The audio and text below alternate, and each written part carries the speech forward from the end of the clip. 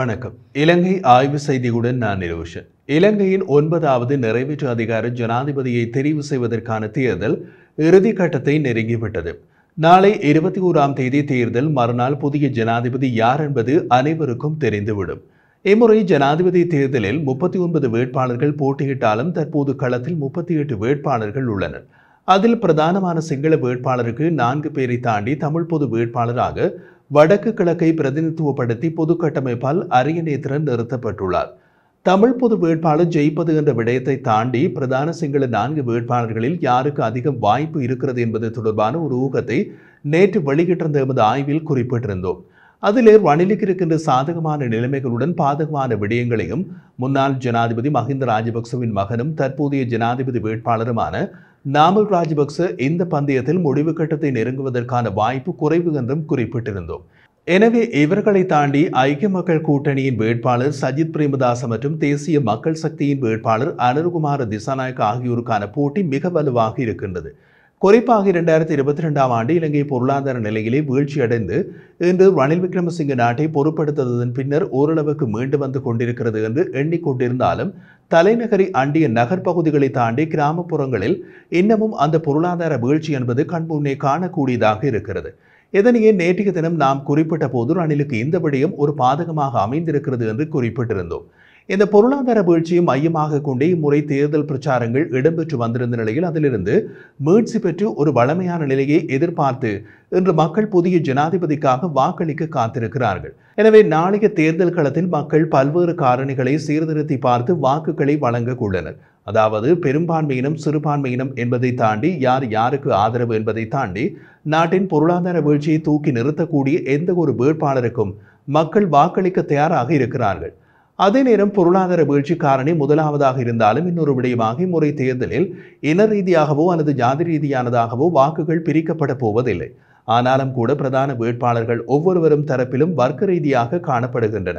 குறிப்பாக ரணில் விக்ரமசிங்கவை எடுத்துக்கொண்டால் மிக பெரும் வர்த்தகர்கள் நகரவாசிகள் செல்வந்தர்கள் மத்தியில் அவருக்கு செல்வாக்கு காணப்படுகிறது. காரணம், அவர் நாட்டை 2 வருடங்களில் மீட்சி நிலைக்கு கொண்டு வந்திருக்கிறார். அதுவும் சர்வதேச நாணய நிதியத்துடன் பேச்சுவார்த்தைகளை நடத்தி அதனை புரிந்து கொண்டு நடவடிக்கைகளை முன்னெடுத்து செல்கிறார் என்பதும். அதை முன்னிலைப்படுத்தியே அவர் இந்த முறை தேர்தலில் சுயேட்சையாக நின்று பிரச்சாரங்களை முன்னெடுத்து வரும் நிலையிலும் ராஜபக்ச அரசாங்கத்தின் ஸ்ரீலங்கா பொதுஜன பெரமுனவின் உறுப்பினர்கள் பலரும் ரணிலுக்கு ஆதரவாக இருக்கின்றார்கள். ஆனால் கடந்த 2022ஆம் ஆண்டு இடம்பெற்ற சம்பவத்தை மையப்படுத்தி அந்த ராஜபக்ச தரப்பு உறுப்பினர்களுக்கு இப்பொழுது வாக்குகள் இருக்கின்றதா என்று கேட்டால் அது மிகப்பெரிய கேள்விக்குறி. எனவே அவர்களின் ஆதரவாளர்கள் ரணிலுக்கு வாக்கு செலுத்துவார்கள் என்பதும் ஒரு கேள்விக்குறி. அடுத்தபட்சமாக ஐக்கிய மக்கள் கூட்டணியின் வேட்பாளராக இருக்கும் சஜித் பிரேமதாசவுக்கு ஆதரவு நிலை காணப்படுகிறது என்று கூறலாம். இந்த நிலையில் சிங்கள வாக்காளர்களை தாண்டி வடக்கு கிழக்கு மலையக மக்களுடைய ஆதரவும் அவருக்கு கிடைத்திருக்கிறது. இவர் முன்னாள் ஜனாதிபதி ரணசிங்க பிரேமதாசவின் மகன். இந்த நிலையில் இப்போது இருக்கின்றது போன்ற ஒரு சிக்கல் அவரது காலத்தில் வந்தபோதும் சர்வதேச நாணய நிதியம் இலங்கைக்கு கை கொடுத்தது. அப்போது ரணசிங்க பிரேமதாச அந்த உதவிகளை வைத்து அரசு நிறுவனங்களை உருவாக்கி பொருளாதாரத்தில் ஒரு ஊக்குவிப்பை கொண்டு வந்தார். அதன்படி சஜித் பிரேமதாச ஜனாதிபதி ஆனாலும் அதே போன்று செயல்படுவார் என்ற ஒரு நம்பிக்கை காணப்படுகிறது. ஆனால் இவர்களை தாண்டிய தேசிய மக்கள் சக்தியின் ஜனாதிபதி வேட்பாளராக இருக்கும் அனுருகுமார திசாநாயக்கவுக்கு மிகப்பெரிய ஆதரவு அலை ஒன்று உருவாகி இருப்பது வெளிப்படையாக தெரிகிறது. குறிப்பாக பிரச்சனைகளை கையாளுகின்ற விதம், அவர்களுடைய ஊழல் எதிர்ப்பு கோஷம், மக்கள் மத்தியில் துணிச்சலாக பேசுகின்ற விடயம் என்று பல விடயங்கள் இளைஞர்கள் மத்தியில் அவரை ஒரு இளம் தலைவராக அடையாளம் காட்டி அவர் பின் திரள வைத்திருக்கிறது.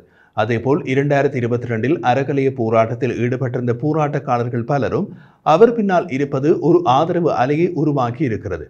ஆனால் அறக்கலைய போராட்டத்தில் கலந்து கொண்டவர்கள் அனைவரும் அனுருகுமார திசாநாயக்க பக்கம் இல்லை, மாறாக சஜித் பிரேமதாச பக்கமும் ஒரு சிலர் உள்ளனர். அத்துடன் அறக்கலை ஏற்பாடு குழுவினாலும் ஒரு ஜனாதிபதி வேட்பாளர் களமிறக்கப்பட்டிருக்கிறார். இவர்களை தாண்டி நாமல் ராஜபக்ச நாம் ஏற்கனவே குறிப்பிட்டது போல இந்த தேர்தல் பந்தயத்தில் இறுதி கோடு வரை வர முடியாது என்பதை உணர்ந்தும் எதிர்கால இலங்கை அரசியலில் ராஜபக்சக்கள் ஒதுக்கப்பட்டு விடக்கூடாது என்ற காரணத்திற்காக இந்த ஜனாதிபதி தேர்தலில் களமிறங்குகிறார்.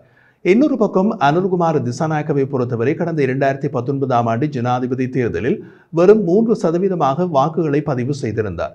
அப்போதும் இதே அளவுக்கான மக்கள் ஆதரவு இருந்திருந்தது. ஆனால் அவ்வளவும் வாக்குகளாக மாறி இருக்கவில்லை. எனினும் தற்போது இடம்பெறுகின்ற தேர்தல் பிரச்சார கூட்டங்களில் பெருமளவு இளைஞர் கூட்டங்கள் கூடி ஆதரவு தெரிவிக்கும் நிலையில் அனுரவும் உற்சாகமாக காணப்படுகிறார். அனுரவின் பேச்சுக்கு கூடும் ஆதரவாளர்களும் உற்சாகமாக காணப்படுகிறார்கள்.